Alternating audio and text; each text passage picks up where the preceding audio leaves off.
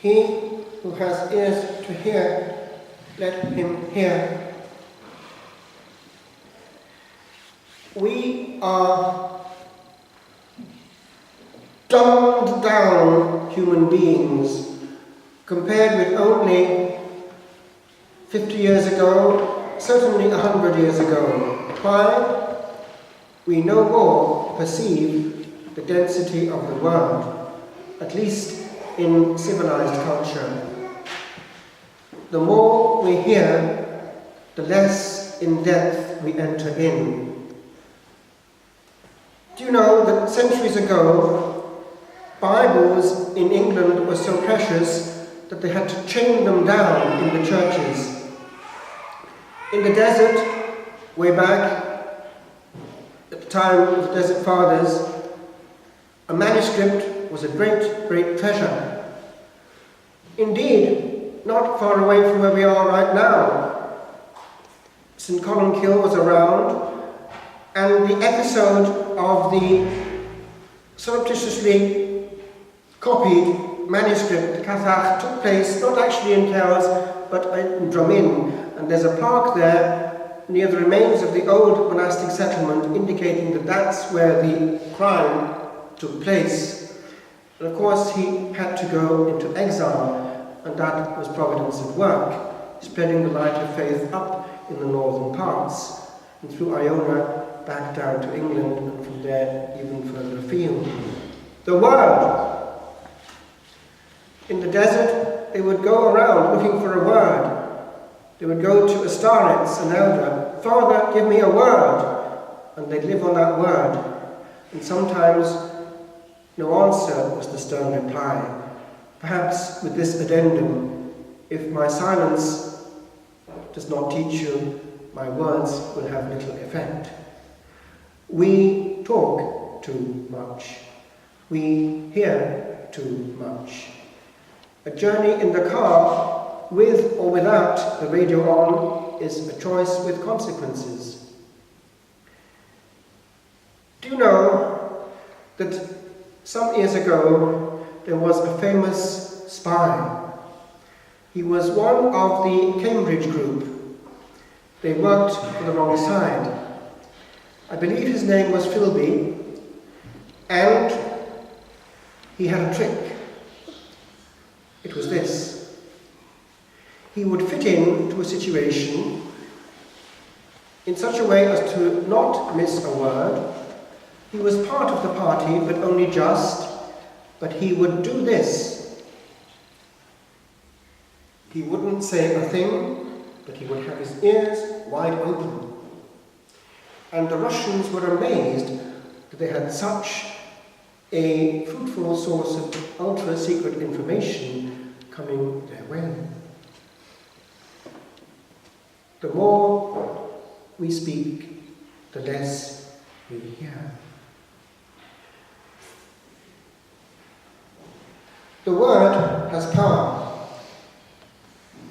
What influenced wars and revolutions more than the word? Ideas in print and in the air that actually moulded time. Ideas have huge power, and our words have power over each other. For good or for bad. Listen with your inner ear to what is going on right now in the Catholic Church. Discern. The root of sapientia, wisdom, is that of taste, sapere.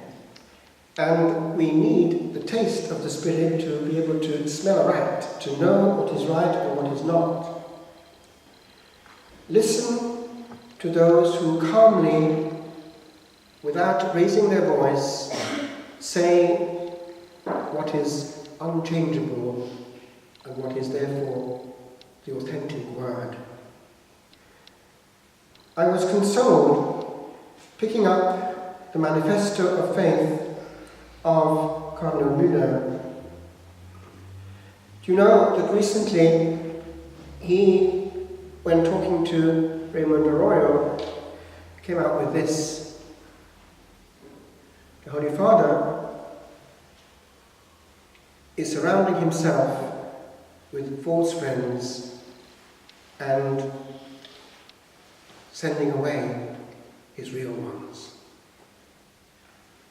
That's frightening. Well, listen therefore to those who are well able to put into words the grace and truth of the Logos. Not an iota of the truth is within the possession of man to be changed. The Spirit is not in aggressive confrontation, but in what he himself does over the centuries. And certain things cannot ever be changed for the simple reason that the Son of God cannot ever be changed and is not a dual personality, one for pastoral and one for theological reasons. The Logos is one.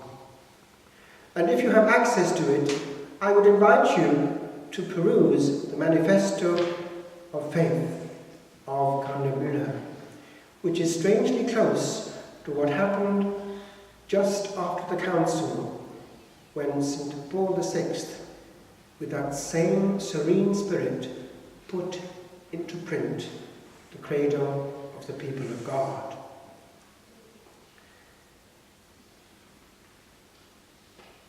Mortal sin, that is a frightening expression.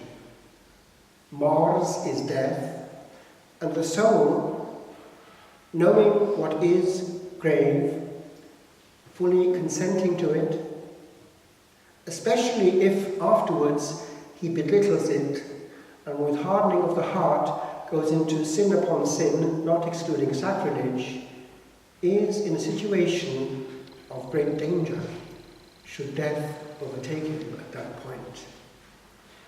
No amount of banalization of it will take away its effect on the soul, which from that point onwards until the next good confession is in darkness, unable to merit, and should it be taken, is in danger of never seeing its Creator.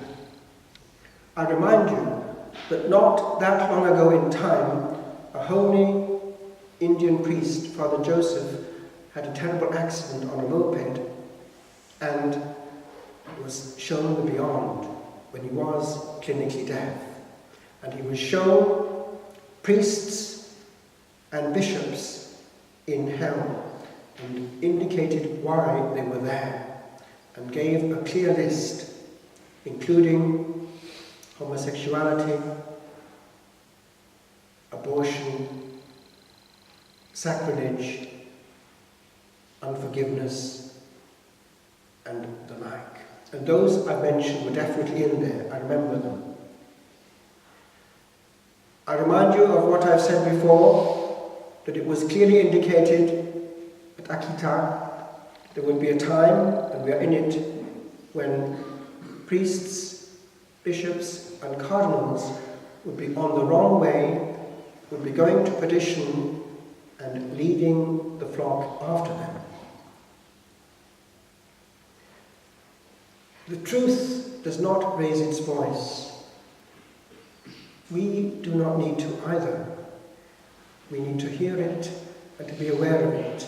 Because if a person does not want to hear it, the problem is not with the truth, it's with the heart of that person. That person will raise his voice, will deflect. It is actually a proof, indirectly, of where the truth is, the degree of serenity with which it is proclaimed. I conclude. Remembering the parable that we have today, avoid being choked with too many things, cares and words. There is a bliss in a few words and in the sound of silence. The choice is ours. Do I want a life of noise, or do I want to hear the Logos? that need space to penetrate the air. Bertrand Russell once had this to say. I conclude with this serene word. A happy life must be, to a great extent, a quiet life. For it is only in an atmosphere of quiet that true joy